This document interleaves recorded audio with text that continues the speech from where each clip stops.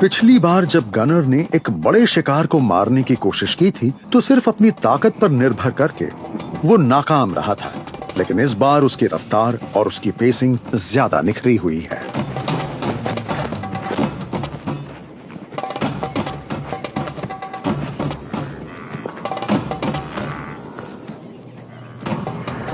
ये एक क्लासिक चीता अटैक है। सिर्फ 3 सेकंड में गनर 0 से 100 किलोमीटर प्रति घंटा तक की रफ्तार पा लेता है। उसके फेफड़े खून को ऑक्सीजन से सुपरचार्ज करते हैं और वो 1 मिनट में 150 बार सांस लेता है। कूडू के तेज खुरों से बचने के लिए गनर उस पल का इंतजार करता है जब उसकी पिछली टांगें आगे की तरफ हों ताकि उसे चोट न पहुंचे, और मौका मिलते ही वो मादा कूडू के जवाबी हमले से पहले अपने पूरे वजन के इस्तेमाल से उसे नीचे गिरा देता है।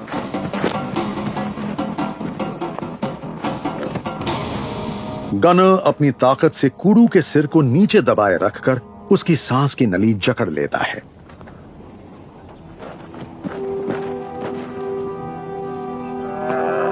वो 4 मिनट से भी कम समय में मर जाती है, लेकिन अभी 2 अहम कदम बाकी हैं।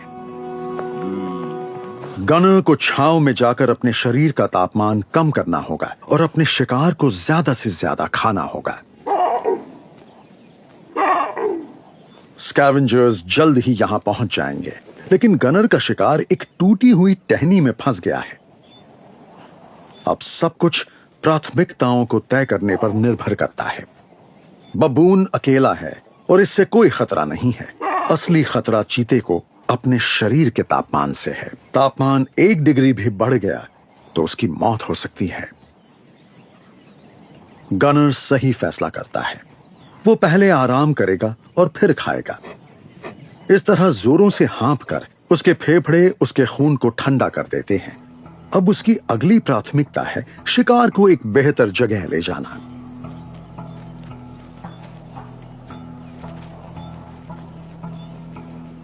अब क्योंकि कूडू का सिर फंसा हुआ है तो गनर उसकी पिछली टांगों को पकड़कर उसे खींचता है।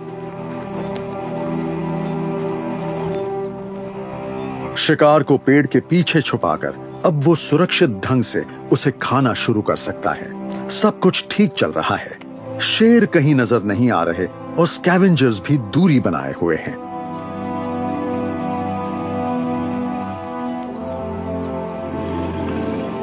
यहां तक कि हाथी भी गनर को उसके शिकार और उसकी जीत के साथ अकेला छोड़ने लगे हैं।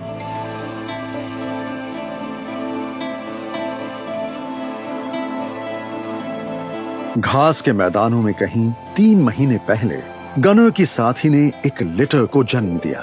बच्चे शायद गनर से कभी ना मिले, लेकिन वो शायद उसके वंश को आगे बढ़ाएंगे। गनर लिटर में सबसे कमजोर था। उसकी दिलचस्पी शिकार से ज्यादा अपनी उत्सुकता में थी। बबून उसे परेशान करते थे और उसका शिकार उसे चकमा देकर निकल जाता था। लेकिन जब घुसपैठियों का दल वहां आया तो गनर में जैसे एक चिंगारी भड़क उठी। वो छोटी लड़ाई में तो हार गया, लेकिन युद्ध में नहीं।